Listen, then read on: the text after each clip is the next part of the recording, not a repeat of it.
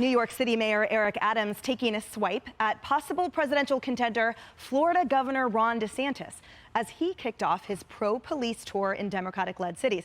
Now, DeSantis was in New York, where crime is skyrocketing, and railed against the woke policies like bail reform that make the job of law enforcement even harder here.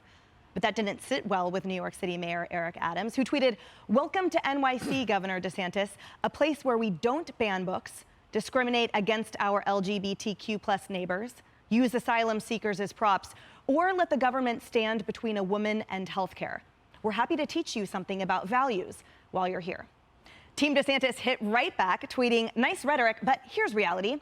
More Americans fled NYC than any other metro area last year. More Americans moved to Florida than any other state. You know this, Mayor Adams, and you've talked accurately about crime pushing people out of NYC. Florida's crime rate, meanwhile, is at a 50-year low. So maybe it's you who can learn from Governor DeSantis." We call that a mic drop, Kaylee. That is indeed a mic drop.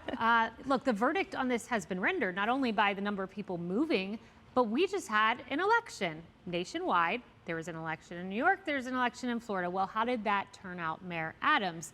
Turned out that New York was the reason, really, that the House overtook the GOP majority, because several flips happened. It was the closest governor's race in New York since 1994. You only had the Democrat governor winning by 6 points.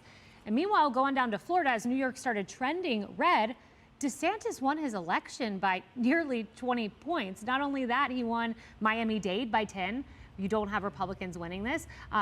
Palm Beach County, another one. He won Hispanics by 13 points, women by 15, suburban voters by 17. So as New York Mayor Adams, you lost a big part of it politically. You had a historic election down in Florida. There was a report card, and the verdict's been rendered. Sorry, you lost. And Harris, the problem with those sort of attempted zinger sound bites from the left is that you can always absolutely obliterate them with facts. So Kaylee just did, of course, and when the mayor says, "Oh, we don't use migrants as props," really, Mayor Adams, like when you spent the night in a migrant shelter here in New York? I remember that, because I remember, It was exactly. like 10 days ago. Right? So there's been I love plenty. what Pete Hegseth said to me last hour. He said, "Mayor Adams, just look at the scoreboard." I mean, those are just scoreboard points, and DeSantis is winning that round. Look, I want you to guess who said this. I love games. New York City's criminal justice system is turning into a laughingstock of our entire country. I'm laser focused on the shooters. I'm praising the cops, making arrests, and then demanding that the other team must do their part, meaning the prosecutors. That was June 6, 2022, so just last year. That was Mayor Adams. Mayor Adams, Yeah, former Republican for many years.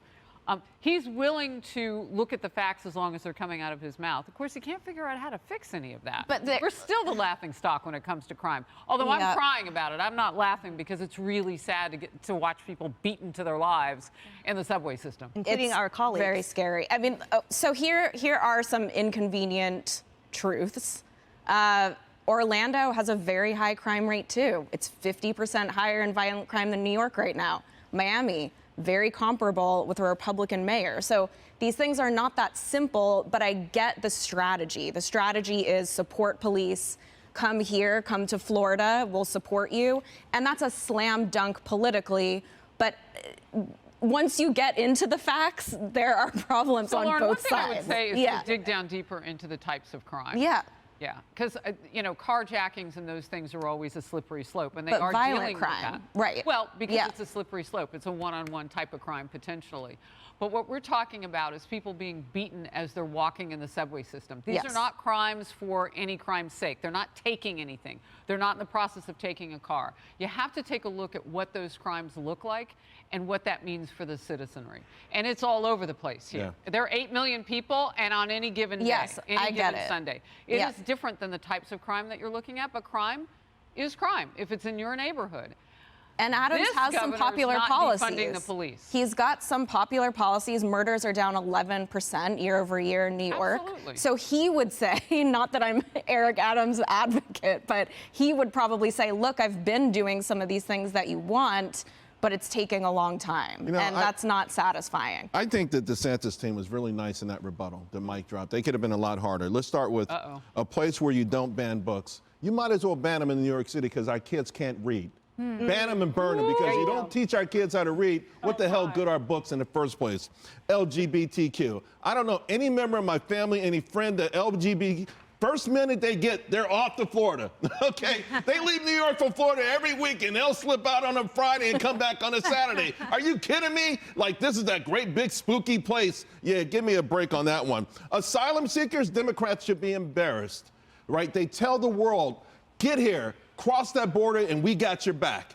As soon as they go to the richest places in America, New York City, Martha's Vineyard, we can't afford them. We're afraid. We're clutching our pearls. How dare they send these people up here? You've got a lot more money than these border towns. You keep telling the world, you roll out the red carpet. You encourage women to take multi-thousand-mile treks through coyotes, through rough terrain, through terrible weather. Their daughters are getting raped. You're doing this. You put this advertising out. Asylum seekers is political props. The Democrats own this 100%. This whole tweet is garbage. Oh, that was a mic drop. If I ever That was heard. absolutely. This whole tweet is garbage. And You know, New I York's have a to say- tax nightmare too, and homelessness nightmare. So I'll just say that.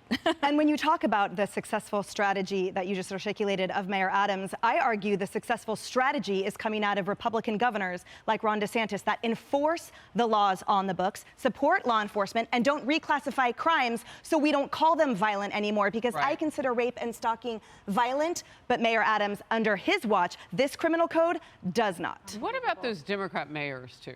I mean, there's a Republican, governor that can do so much. What kind of teamwork is happening down there? I want you to take a closer look. Yeah. And we will continue to do so here on Outnumbered. Hey everyone, I'm Emily Campagno. Catch me and my co-hosts Harris Faulkner and Kaylee McEnany on Outnumbered every weekday at 12 p.m. Eastern, or set your DVR. Also, don't forget to subscribe to the Fox News YouTube page for daily highlights.